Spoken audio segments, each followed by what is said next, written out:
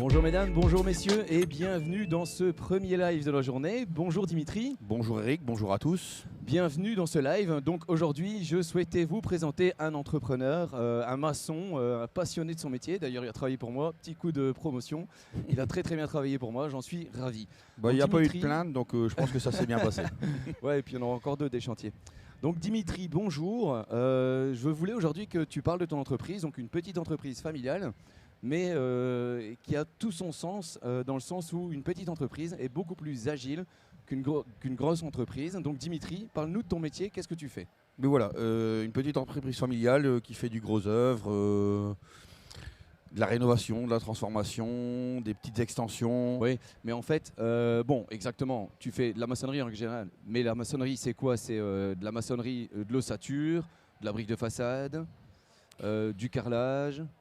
Eh bien, je fais de la maçonnerie, du carrelage, mais une petite spécialisation dans les ouvrages d'art en béton, les escaliers en béton, les colonnes, les dalles, les radiers, les fondations. C'est vrai.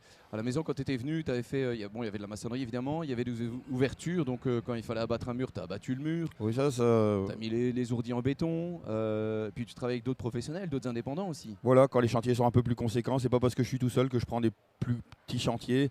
On prend des chantiers conséquents, on s'adapte avec d'autres indépendants, on travaille en sous-traitance, et sous-traitance belge, pas étrangère.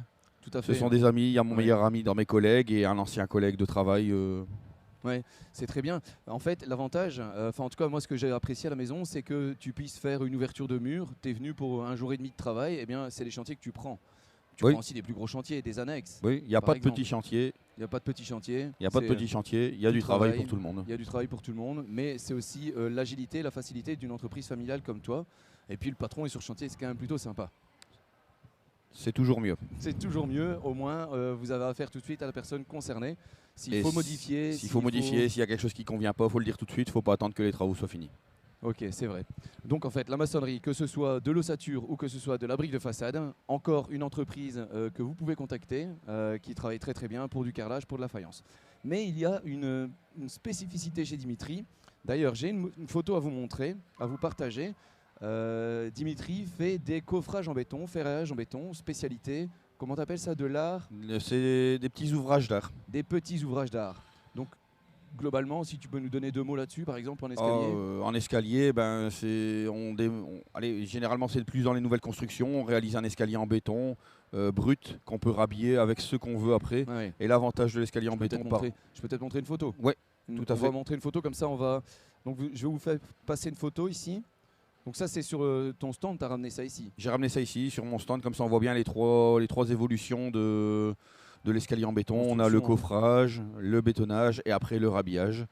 Ouais. On peut rhabiller éventuellement avec ce qu'on veut, on peut même mettre du bois, mais l'avantage c'est qu'il ne craquera pas, on n'entendra pas descendre quelqu'un. Et point de vue incendie, à part le béton, je ne vois pas quelque chose qui peut aller mieux contre les incendies. Ouais, globalement, aujourd'hui, il y a beaucoup d'immeubles de rapport.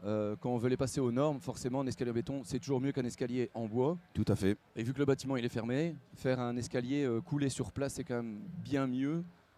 C'est beaucoup que d'avoir d'autres frais. Ouais. On s'adapte, on voit au chantier, au cas par cas. Donc il n'y a pas que des escaliers, tu as fait aussi... je fais des colonnes, je travaille en sous-traitance pour certaines entreprises pour faire des petits ouvrages d'art en béton tels que des bassins de régulation d'eau ou des petits bassins d'orage. Ouais, mais ça c'est génial. Et des grandes dalles en béton, j'ai vu aussi des chantiers qui font des grandes dalles en béton aussi, oui. Des très grandes dalles en béton à plusieurs, tu coules, c'était combien, 60, 100 mètres carrés? Ici, avec mon collègue, on a fait une dalle pour 25 garages et on a travaillé avec d'autres personnes pour les lisser à l'hélicoptère. On a un panel d'entreprise qui puisse tu peux appuyer sur d'autres professionnels. Voilà, tout le monde a sa spécialité et on s'entend très bien et on se donne un coup de main l'un à l'autre. C'est chouette, c'est terrible. Donc si vous avez envie de faire une petite maçonnerie, une annexe ou quand bien même des coulages en béton, vous avez trouvé l'entreprise en béton qu'il vous faut, une petite entreprise familiale. Merci Dimitri. De rien Eric, ce fut un plaisir. Donc ce fut un plaisir. Donc pensez toujours qu'avec Bel Habitat, vous êtes bel et bien chez vous. Une belle journée à tous. Au revoir. Au revoir.